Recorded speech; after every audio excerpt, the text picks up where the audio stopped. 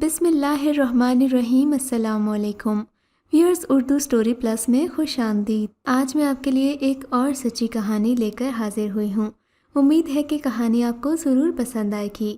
کہانی پسند آنے کی صورت میں اس ویڈیو کو لائک کیجیے اور اس طرح کی مزید کہانیاں سننے کے لیے ہمارے چینل اردو سٹوری پلس کو سبسکرائب کیجیے۔ وہ ایک سہانی صبح تھی۔ بادلوں کی گنگرج، کڑکتی آسمانی بجلی نے ایک خوف سا پیدا کر رکھا تھا۔ صبح ہوتے ہی ہر طرف اندھیرے کی چادر تن گئی تھی۔ ہوائیں سرد پتوں کو روئی کے کالوں کی طرح اڑاتی پھرتی تھیں۔ رم جھم پھوار نے برستی بارش کا روپ دھار لیا تھا۔ ہر طرف پانی ہی پانی۔ چرند پرند بارش کے پانی میں نہا رہے تھے۔ بارشی پانی میں اپنے پروں کو پھڑپھڑا کر پانی کے چھینٹے اڑاتے پرندے۔ پھر بارش رک گئی اور پانی کے قطرے سورج کی ہلکی ہلکی سنہری روشنی میں موتیوں کی طرح چمکنے لگے۔ درختوں کی چھوٹی بڑی شاخیں مست ہواؤں میں جھوم رہی تھیں۔ ہر طرف مستی کی فضا چھائی ہوئی تھی، مگر کرمو بابا گاؤں سے جاتی پکی سڑک کے کنارے آلتی پالتی مارے دور تک جاتی سڑک کو تک رہا تھا۔ یہی سڑک تھی جس نے اسے کرب کی تپتی ریت پر بٹھا دیا تھا اور اسے وقت سے پہلے ہی بوڑھا کر دیا تھا۔ کرمو کے گاؤں میں زیادہ آبادی نہ تھی۔ یہ ان دنوں کی بات ہے جب کرمو جوان ہوا کرتا تھا۔ قد کاٹھ لمبا، سینہ چوڑا، خوبصورت نئے نقش اور بھرا بھرا جسم، سادہ طبیعت میں دیہاتی پن، سر پہ روایتی پگڑی اس کی شخصیت کو نکھارتی۔ وہ ملن نثار اور مہمان نواز تھا۔ حسن و جمال تو اس کے انگ انگ سے ٹپکتا تھا۔ بولتا تو لفظوں میں مٹھاس ہوتی۔ کسی نے اسے کبھی لڑتے نہیں دیکھا تھا۔ وہ ہر ایک سے ہی محبت سے ملتا، غصہ تو اسے دور بھاگتا تھا۔ کرمو کا والد اس کے بچپن میں ہی فوت ہو گیا تھا۔ ماں اسے اس وقت چھوڑ گئی تھی جب وہ جوانی کی پہلی سیڑھی چڑھ رہا تھا۔ ماں باپ کے مرنے کے بعد عزیز و اقارب ایسے غائب ہوئے جیسے کہ خزاں سے پہلے بہار غائب ہو جاتی ہے۔ وہ اپنے ماں باپ کا اکلوتا بیٹا تھا۔ باپ نے وراثت میں 5 ایکڑ زمین چھوڑی تھی۔ کرمو پڑھا لکھا نہیں تھا۔ یہ سہولت گاؤں میں تھی بھی کب؟ یہ پورا گاؤں ہی پسماندہ تھا۔ اس میں نہ ہی کوئی اسکول تھا، نہ ہی ہسپتال، اور صفائی کا تو کوئی انتظام دور دور تک نہیں تھا۔ گھروں کے گندے پانی کے اخراج کے لیے کچی نالیاں بنی ہوئی تھیں، جو کہ آئے روز بند ہو جاتی تو بدبودار گندا پانی پورے گاؤں میں پھیل جاتا اور مچھروں کی تو جیسے عید ہو ان کے مشوقے چل پڑتے اور خلقت انسانیت ڈینگی ملیریا جیسی موذی امراض میں مبتلا ہو جاتی۔ بچے تو جلد ہی ان بیماریوں کی لپیٹ میں آ جاتے اور آئے روز اس گاؤں کی آبادی بڑھنے کے بجائے کم ہوتی جاتی۔ ہر چہرے پر اداسی مایوسی واضح دکھتی تھی۔ تن پہ صاف ستھرا کپڑا تک میسر نہیں تھا، اور خوراک کے تو کیا کہنے۔ گاؤں کا شہر سے رابطہ بالکل بھی نہیں تھا۔ غربت میں پسا یہ گاؤں اپنی مدد آپ کے تحت زندگی کی گاڑی کو دھکیلنے میں مصروف عمل تھا۔ گاؤں والوں کی فصلیں کھیتوں میں پڑی پڑی گل سڑ جاتیں۔ منڈیوں تک رسائی نہ ہونے کی وجہ سے ان کو زر مبادلہ نہ ملتا۔ جو اناج استعمال کرتے باقی کھیتوں میں خراب ہوتا۔ یوں گاؤں غربت، افلاس، سیاسی لیڈروں کی ہٹ درمی کا اعلیٰ نمونہ پیش کرتا تھا۔ برسات کا موسم گاؤں کے لیے کسی عذاب سے کم نہ ہوتا۔ کہیں کسی کے گھر کی چھت گری ہوتی تو کبھی کسی کا صحن دریا کی شکل اختیار کر لیتا۔ کہیں دیوار گری ہے تو کبھی کسی غریب کی کچی بیٹھک بیٹھ جاتی۔ کرمو ہر کسی کے کام آتا۔ جذبہ انسانیت اس میں کوٹ کوٹ کر بھرا ہوا تھا۔ یہ بھی برسات کا موسم تھا۔ عورتیں بالٹیاں پراتیں لے کر اپنے اپنے گھروں کے صحن سے بارش کا پانی نکال رہی تھیں۔ یکدم ایک شور اٹھا۔ کرمو کا مکان گر گیا۔ چیخو پکار، بچاؤ بچاؤ کی آوازیں زور پکڑ گئیں۔ کرمو اپنے گھر سے دھوتی باندھے بدن کو بنیان سے ڈھانپتا ہوا باہر کی طرف بھاگا۔ کرمو کے گھر کے باہر بارشی پانی میں چھما چھم گتے پہنچ گیا۔ وہاں گاؤں والوں کا ہجوم جمع تھا، کوئی اینٹیں ہٹا رہا ہے تو کوئی کچھ، ملبے تلے تھڑکتے جسم سسک رہے تھے۔ ریسکیو کی سہولت نہ فضائی امداد، ایسا لگتا تھا گاؤں کا ہر طرف سے رابطہ منقطع ہے، گاؤں کی چاروں طرف پانی ہی پانی۔ کرمو نے گاؤں والوں کے ساتھ مل کر اپنے ہم نام کی فیملی کو بچانے کی بہت کوشش کی، مگر ہونی کو کون ٹال سکتا ہے۔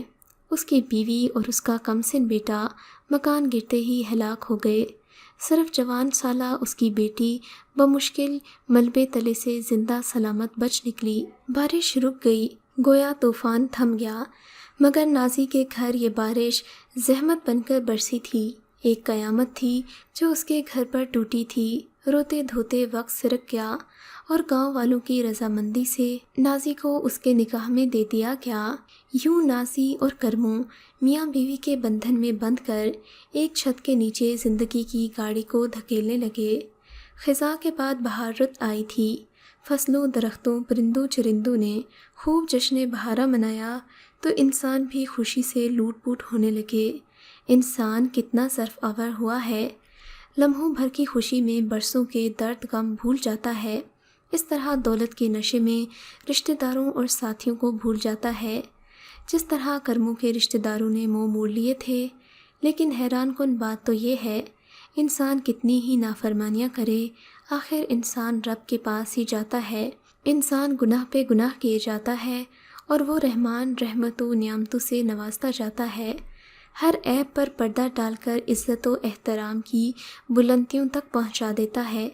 وہ اپنے بندے کو ذلیل و خوار نہیں کرتا، قدرت رکھتے ہوئے بھی رحم کرتا ہے۔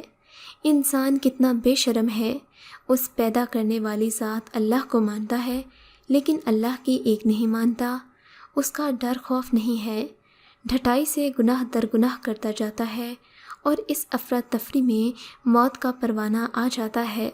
یہ انسان اپنی عاقبت خراب کر جاتا ہے، مگر جسے رب رحیم توبہ کی توفیق دے دیتا ہے اور وہ توبہ کرتا ہے تو دنیا اور آخرت دونوں سنبھال لیتا ہے۔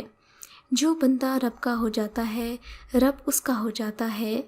کرمو اور نازی مثالی میاں بیوی ثابت ہوئے۔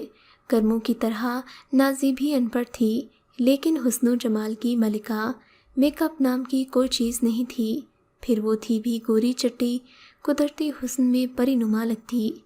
زندگی کے ماہ و سال گزرتے رہے، اللہ نے ان کے آنگن میں پھول کھلا دیے۔ سلمان اور کاشف کی صورت میں 2 پھول ان کے آنگن میں آ گئے تھے، دونوں بہت پیارے، ہر دل عزیز، دونوں کی وجہ سے آنگن میں رونقیں لوٹ آئیں۔ کرمو جب بھی کھیتوں سے گھر لوٹتا تو دونوں بچوں کو باہوں میں بھر لیتا، سارے دن کی تھکاوٹ دور ہو جاتی، بچوں کی کلکاریاں اس کی روح تک سرشار کر دیتیں، اور پھر وہ خود بھی ان کے ساتھ بچہ بن جاتا، ان کے ساتھ کھیلتا، کچے صحن میں ان کی سواری بن جاتا۔ سلمان اور کاشف اس کی پیٹھ پر سوار ہو کر صحن بھر کی سیر کرتے۔ کرموں کے لیے دونوں بچے جان تھے تو نازی ان پر جان چھڑکتی۔ دن گزرتے گئے، وہ دونوں بڑے ہوتے گئے، بچپن سے لڑکپن میں قدم جمانے لگے۔ کرموں اور نازی کے بالوں میں اب چاندنی اترنے لگی، ہڈیاں کمزور ہونے لگیں، بڑھاپا سر چڑھ کر بولنے لگا۔ کئی بہاریں آئیں اور لوٹ گئیں، ساون رت آتی تو دل کے تار بج اٹھتے۔ یہ بھی انہی برساتی دنوں کی بات ہے، الیکشن سر پر آئے تو سیاسی لیڈروں نے اس پسماندہ گاؤں کی طرف رخ کیا، کھوکھلے وعدے ہوئے، جھوٹ پر جھوٹ بولے گئے، اپنے مفاد کے لیے ہر حد سے گزرنے کے اعلان ہوئے، دیہاتیوں کے دلوں سے کھیلا گیا، لیکن ایک سیاسی پارٹی کے لیڈر نے صداقت دکھائی، گاؤں میں پکی نالیاں، گیس، بجلی اور گاؤں سے شہر تک پکی سڑک کی امید دلائی، اور پھر الیکشن کے بعد یہ وعدہ وفا ہوا، گاؤں کو شہر کے ساتھ ملایا گیا، پکی سڑک بن گئی، گاؤں میں بجلی گیس آ گئی، پکی نالیاں بن گئی، گاؤں کی قسمت بدل گئی، تبدیلی آ گئی، گاؤں والوں کی منڈیوں تک رسائی ہو گئی تو لوگوں کے دل تنگ ہونے لگے، زبان پہ شکوے، دلوں میں نفرتیں غنود آئیں، نگاہوں میں بے شرمی، گفتار میں بدتمیزی آ گئی۔ اس ماحول کا اثر گاؤں کے ساتھ ساتھ کرموں اور اس کے گھر والوں پر بھی ہونے لگا۔ گاؤں ترقی کی طرف گامزن ہو گیا، اونچے اونچے محل تعمیر ہونے لگے، گیٹ بڑے بڑے بننے لگے تو دل کے دروازے چھوٹے ہو گئے، محبتیں ناپید ہو گئیں، گاؤں میں جرائم شروع ہو گئے، گاؤں میں اسکول اور ہسپتال بن گئے، ہر سہولت میسر آ گئی۔ کرمو نے سلمان اور کاشف کو اسکول میں داخل کروا دیا۔ وہ گاؤں کے ماحول سے نکل کر شہر میں کالج یونیورسٹی تک پہنچ گئے۔ اب وہ جوان ہو گئے تھے، جبکہ کرمو اور نازی بڑھاپے میں جا پہنچے۔ پھر ایک شام قدرت خداوندی کی طرف سے نازی کا بلاوا آ گیا اور کرمو پھر سے تنہا ہو گیا۔ سیانے سچ ہی کہتے ہیں، جب بڑھاپا آتا ہے تو بیوی ہی شوہر کا سہارا ہوتی ہے، دکھ سکھ کی ساتھی۔ کرمو نازی کو یاد کر کے پہروں روتا، گھر کا صحن ویران اور در و دیوار وحشت زدہ ہو گئے۔ وہ گھر جہاں خوشیاں تھیں، مسکراہٹیں تھیں، اب کاٹنے کو توڑتا۔ خوشیاں لوٹ گئی تھیں، اب صرف اداسی مایوسی کے سائے منڈلا رہے تھے۔ وحشت زدہ گھر اور کرمو دونوں بیٹے ماں کے مرنے پر آئے، ماں کے لاشے کو کاندھا دے کر آئے اور پھر شہری زندگی میں ایسے گم ہوئے کہ گاؤں کا رخ نہ کیا۔ کرمو ان کے سروں پر صحرا سجانے کے خواب دیکھ رہا تھا۔ سلمان اور کاشف کچھ اور سوچ رہے تھے۔ دونوں میں یونیورسٹی میں اپنی کلاس فیلو کے ساتھ معاشقے کیے، عشق کی پینگیں بڑھائیں کہ دونوں بھائیوں نے کورٹ میرج کر کے اپنے اپنے گھر شہر میں بسا لیے۔ وہ باپ کو بھول گئے، اس باپ کو جس نے گھر کے کچے صحن میں انہیں پاؤں پاؤں چلنا سکھایا تھا۔ نازی کو فوت ہوئے 2 سال ہو گئے تھے۔ یہ 2 سال کس درد میں گزرے، یہ تو کوئی کرمو سے ہی پوچھے۔ کرمو ان پڑھ اور سادہ دل تھا، زمانے کی ہوا نے اسے نہیں بدلا تھا۔ موبائل آ بھی گئے، لیکن کرمو کو موبائل کا استعمال نہ آیا۔ پھر دونوں بیٹوں کا اتا پتہ نہ لگ سکا۔ کرمو صبح سے شام تک گاؤں کی اس پکی سڑک پر بیٹھتا جس سڑک نے گاؤں کو شہر سے ملایا ہے۔ اس سڑک پہ الٹی پلٹی مارے بیٹوں کی راہ تکتا، لیکن بیٹے اپنی خرمستیوں میں گم ہیں۔ کرمو پکی سڑک کو ہاتھوں سے کھرچتا رہتا ہے، سوچوں کی وادی میں گم ہو جاتا ہے۔ وہ سوچتا ہے کاش یہ سڑک نہ بنتی تو میرے بیٹے میرے پاس ہوتے۔ یہ سڑک ہی میری دشمن ہے جس نے میرے لختے جگر مجھ سے چھین لیے۔ جس دن گاؤں سے شہر تک سڑک بن رہی تھی، گاؤں والوں کی خوشی دیدنی تھی، ہر چہرہ کھلکھلا اٹھا تھا، لیکن آج کرمو اس وقت کو یاد کر کے روتا ہے جب سیاسی لیڈروں کو گاؤں سے شہر تک پکی سڑک بنانے کا کہا تھا۔ کاش یہ دن کبھی نہ آتا تو میرے بیٹے مجھ سے جدا نہ ہوتے۔ گاؤں نے ترقی تو کر لی، لیکن رویوں میں بھی تبدیلی آ گئی۔ نئی نسل نے کرموں کی قربانیاں بھلا دیں۔ انسان نے ترقی تو کر لی، لیکن رشتوں کے تقدس کو پامال کر دیا۔ دولت کی ہوس میں ڈوب کر انسانیت کو بھول گیا۔ نوٹوں کی چمک نے ماں باپ، بہن بھائی، دوست احباب تک بھلا دیے۔ جس کے پاس دولت وہی یار اپنا۔ سلمان اور کاشف کا بھی یہی حال ہوگا۔ بیچارہ کرمو آج بھی پکی سڑک پہ بیٹھا اپنے بیٹوں کی راہ تک رہا ہے۔ کرمو کو کھانا گاؤں والے دیتے ہیں، وہ کھانا کھاتے نہیں، بلکہ روٹی کے ٹکڑوں کو دیکھ کر چھم چھم روتا ہے۔ کرمو روز زیتا ہے، روز مرتا ہے، بس ان حسرتوں میں زندہ ہے کہ بیٹے واپس آ کر اس کی لاش کو کاندھا تو دے سکیں، مگر شاید مر کر بھی وہ اسے یاد نہیں کریں گے۔ اگر آپ کو یہ کہانی اچھی لگی ہے تو ہماری ویڈیو کو لائک کیجیے اور اس طرح کی مزید کہانیاں سننے کے لیے ہمارے چینل کو ضرور سبسکرائب کریں۔